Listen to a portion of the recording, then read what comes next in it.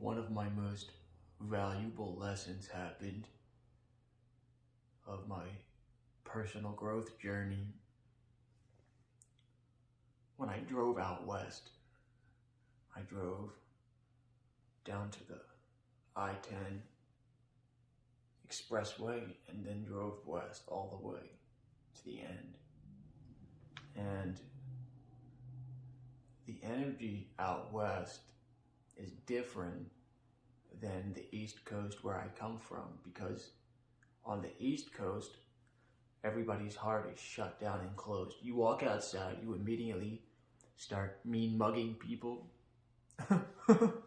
I mean, just look in Baltimore, look in Philadelphia, look in New York, look in Boston, look at people's faces, look at how they move around, look at how big the personal space bubble is.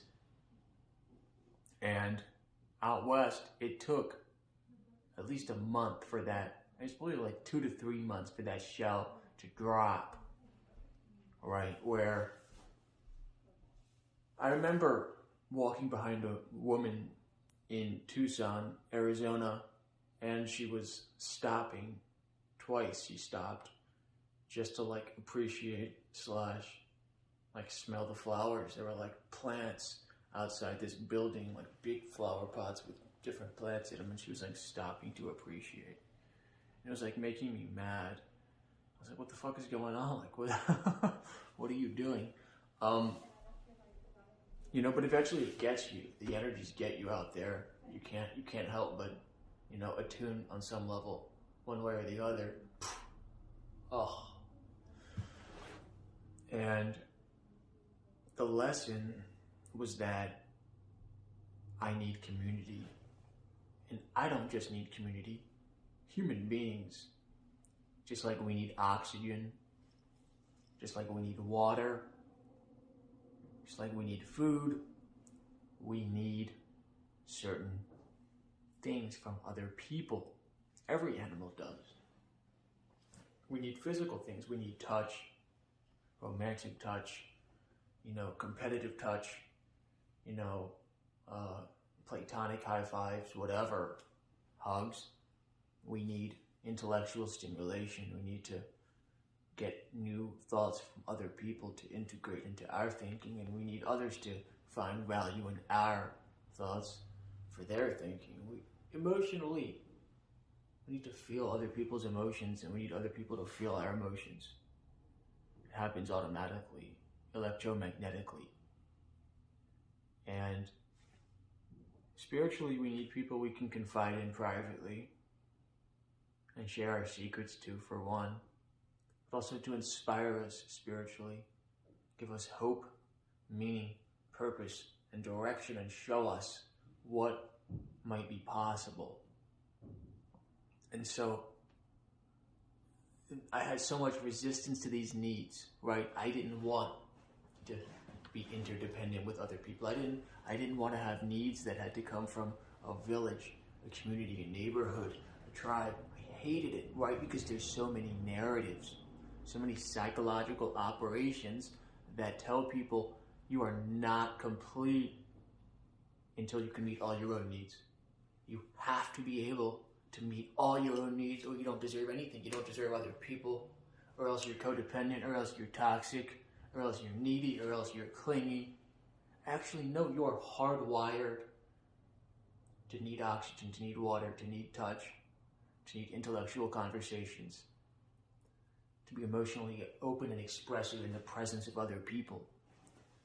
Just like you need sunlight, just like you need to breathe. So I was able to accept this. Like I said, it took probably 2 to 3 months of living out there on the West Coast, Arizona and New Mexico, Sonora Desert, Death Valley, where I lived in an RV. It was crazy. And time in California as well. So you're out there and you just feel other people so strongly. You can't help. It's almost like, someone's going to offer you mushrooms, but even if you don't take them, it still kind of feels like you're on a mushroom trip out there, just because of how open and connected people are. So I didn't used to be like this open, you know what I mean? I used to be very image management, shut down, serious. So once the heart opened, I was able to keep it open. That's the key here. You can keep your heart open by accepting the need for other people, right? Because it's like a best for others, best for me, win-win to stay connected. Nobody wins when you disconnect from those needs. So I challenge you, because we're all resistant to this. We all think we're supposed to be an island. We all think we have to do it all ourselves. We don't. We're not supposed to. So I challenge you, where in your life do you have a need? Do you need to go book a professional massage? Do you need to just hang out with a friend with some tea and chat? Do you need to find a counselor, find a therapist, find a coach, find a healer, someone that can touch you emotionally, so you can release? Do you need guidance? Do you need wisdom? Do you need a safe confidant?